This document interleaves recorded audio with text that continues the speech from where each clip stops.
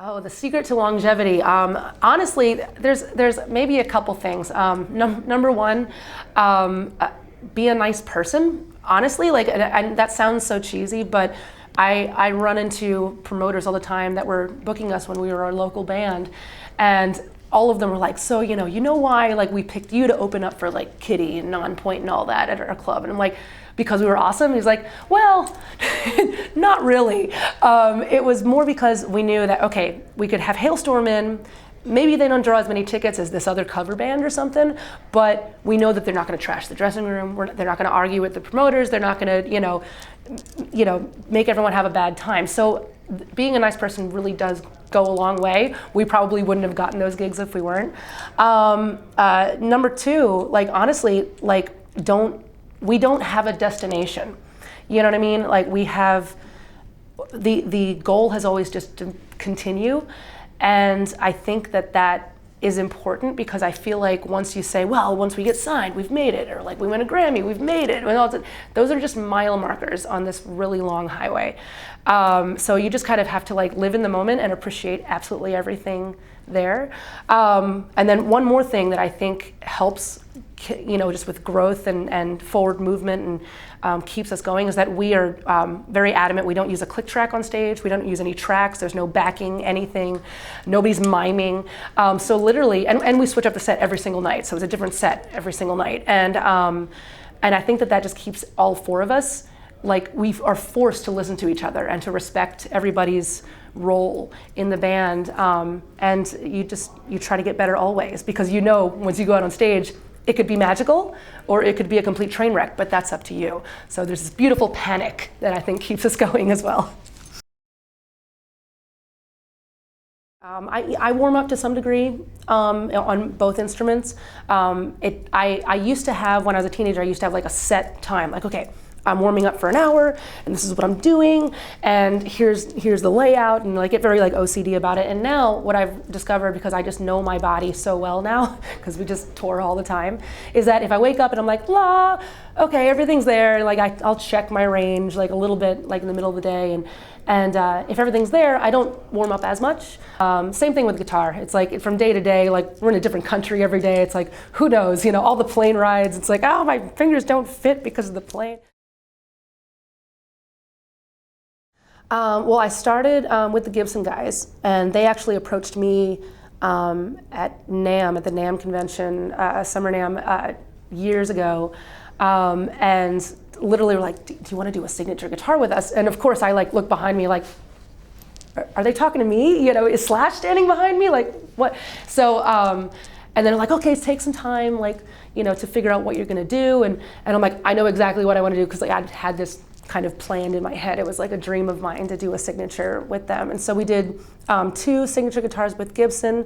And then the Epiphone people came knocking, and because the signatures for Gibson did really well. And it had kind of been a passion project of mine to try to I really wanted to do something with Epiphone, because I feel like with Epiphone, it's a little bit more, it's more reachable, especially to these young kids. I get a lot of young girls coming to our shows, and their parents are like, we want to get one of your guitars, but the signature model for Gibson is like our mortgage payment, and it's like there's no way for us to get something under the tree. And so working with Epiphone has just been magical, because they understand that that's the most important thing to me, is being able to pass it on and give these girls an opportunity to find something that's theirs, because that's what it did for me. So yeah, I don't know. I just think it's just been a beautiful relationship. My signature, I've always enjoyed, it's kind of like being attracted to a certain type of car. I've always liked white guitars, mainly because it was a way for me to reach the very back of the room. Like no matter how far back you are, okay, I know what that is. I know it's a white, Explorer. And every time that I hang out with those guys, they like picking my brain, and they're always very passive aggressive about it. It's like, so they just made me a gold top baritone Explorer, and it was one of those things where I'm just like, they just kind of tap me on the shoulder, like, so do you like it? Do you like maybe we should do that next time. Maybe we should do that. we've been friends with the Airborne guys for years. Man, they know how to drink though.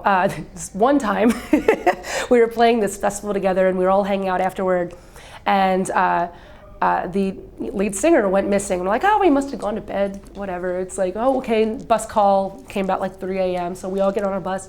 And thankfully, our driver always does this kind of just this check around to make sure that like he's not gonna bump into anything, or making sure everything works. And the lead singer of Airborne is passed out behind our trailer, like up against the wheel, right? And so luckily, he checked, or we probably would have run the guy over. So we carried him back to, their van. I'm like, yeah, have fun, don't die. But it's just always so incredible to see those guys. They just put out a new record, or they're about to put out a new record, and because they live like they're gonna die every single day, and that just makes for just a great rock and roll show. So definitely one of my favorites. There were a couple different tiers of these situations that I kind of had to fight through, but each and every single one of them I ended up kind of turning around and using as kind of a weapon in my arsenal, and kind of making those negative things your superpower. So eventually I started kind of using that to my advantage, because I knew that no one was expecting me to be a part of the band. So I would start the entire show a cappella, but in the audience, kind of with whatever, just with my microphone, and everybody like, who the hell is that? And by the time I got up to stage, it's like, oh, it's that chick that was hanging around at the bar.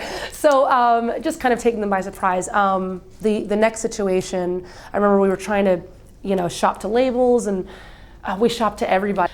And they said, okay, you guys are great, I love your music, but we don't know what to do with you. And I'd be like, well, why? He's like, well, because, we already, it's a girl thing, It's like girls in rock aren't really like in vogue right now, so we don't really know what to do with you. So finally I was just like, well, that's ridiculous. I'm gonna do it anyway. Like, that's ridiculous. Why even think that way? So it kind of gave me fuel to the fire. I started really kind of writing songs at that, and kind of almost found this attitude all of a sudden for the first time after that. And then the next tier, then you're trying to get, your songs on radio, and this was really interesting. So they're like, well, yeah, no, it's good, but we already have one. We already have our token girl on the radio. Like, they can't have one more, it's like it's a novelty act. So again, I think one of my biggest pieces of advice and things that I tell girls is to be absolutely unapologetic about who you are. This genre is absolutely genderless. It doesn't matter if you're a boy or a girl. The rock show doesn't care.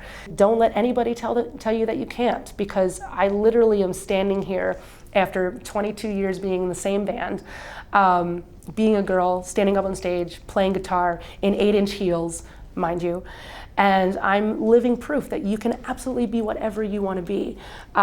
So I don't know, it's a beautiful thing to be a part of that, and to be representing something that maybe some young girls that were like me when I was a kid, and that I want to be something that they can identify with, and gives them a little bit of hope, so yeah. Oh, I absolutely am seeing a rise, and this is kind of recent. So like in the past 2 years, what used to happen is we'd go out on stage, and I would see on any given night about 60-40 male to female, out in the audience.